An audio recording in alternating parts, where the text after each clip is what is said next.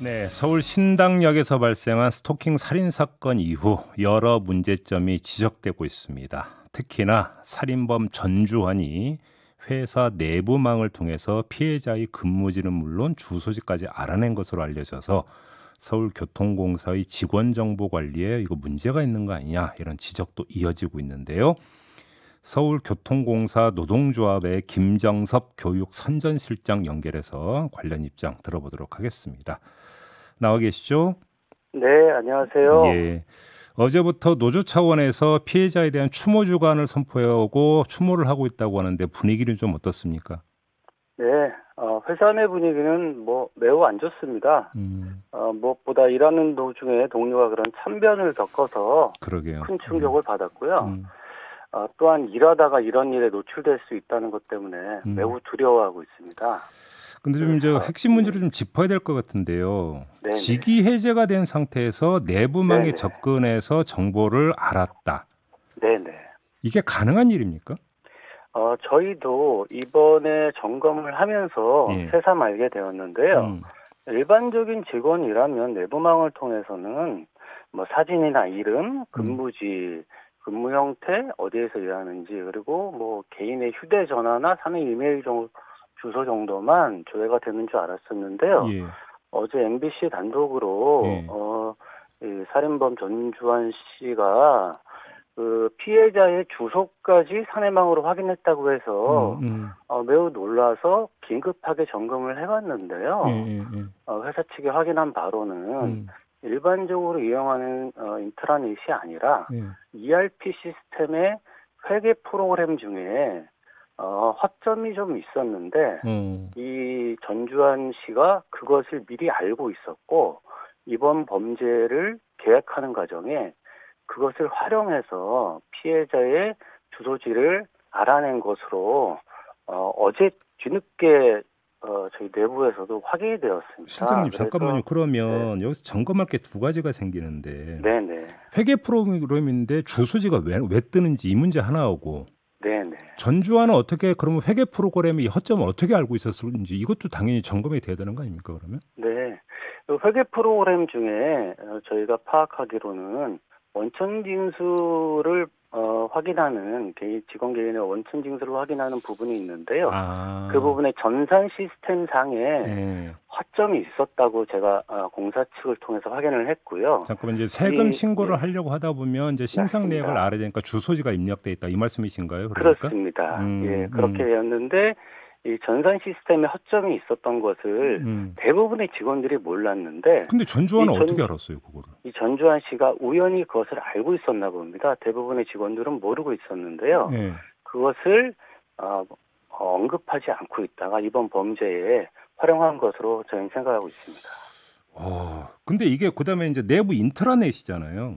네네. 그러면 그 회사 안에 설치된 컴퓨터에서만 이게 접근하는 게 아니라 외부에서도 이게 얼마든지 접근이 가능한 겁니까? 이 ERP 시스템은 예. 회사 내에 있는 컴퓨터로만 접속이 가능합니다. 그러면 이미 미리 그러면 전주환이 그 회사 다니고 있을 때 그럼 파악해서 갖고 있었다는 얘기가 되는 겁니까? 그렇게 이해하고 있습니다. 그래요. 그런데 그러면 그 회사원 그 누군가가 그 불순한 의도로 이렇게 접근을 하면 회사가 그럼 체크해서 이걸 걸러낼 여지도 별로 없다는 얘기로 이게 확장 해석이 되는 거잖아요. 그러면. 이번에 이런 전산망의 내부 허점이 발견된 것으로 회사 측이 좀 확인을 했습니다. 알겠습니다. 이건 네네. 어떻게 봐야 되는 겁니까? 성범죄로 네. 재판을 받고 있는 도중에 성과급이 그대로 지급이 된 적이 있었습니까? 네.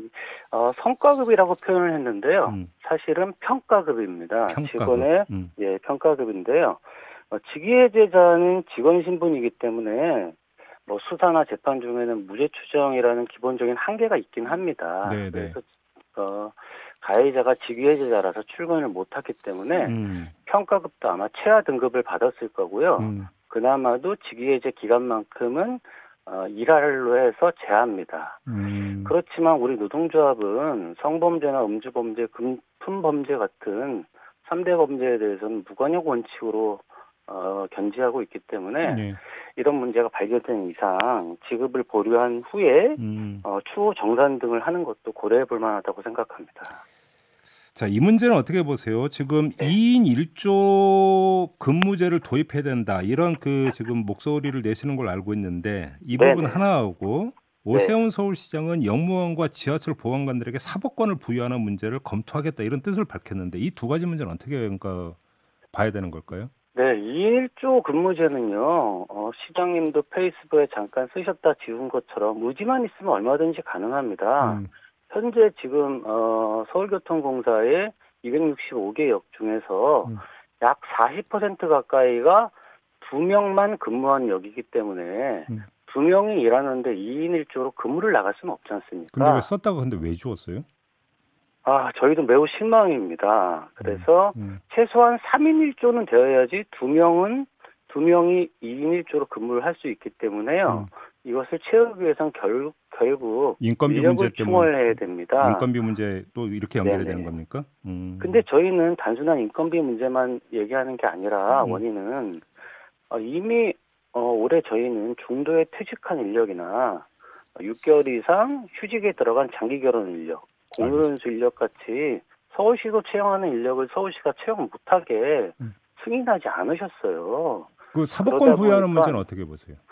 사법권 부여는 저희는 사법권이 부여되면 좋지만 음, 준사법권이라도 부여해달라는 얘기를 하고 있고요. 예, 일각에서 저희 영무원과 보안관만 해도 약 4천여 명이 됩니다. 예, 전국적으로 치면 굉장히 많은 숫자가 될 텐데 네, 특별사법경찰을 그만큼 많이 부여하는 거에 대해서 음, 남용이라는 지적이 있는 걸로 좀 알고 있습니다. 음, 저희는 그것이 아니더라도 일단 준사법권이라도 해서 음, 과태료를 부과할 수 있는 행정권이라도 음, 좀 시급하게 부여해 달라고 음. 요구하고 근데 있습니다. 그게 부여가 되면 지금 그 전주환의 그런 행위를 그럼 미리 막을 수 있다라는 이야기로 연결이 될 수가 있는 겁니까? 그게?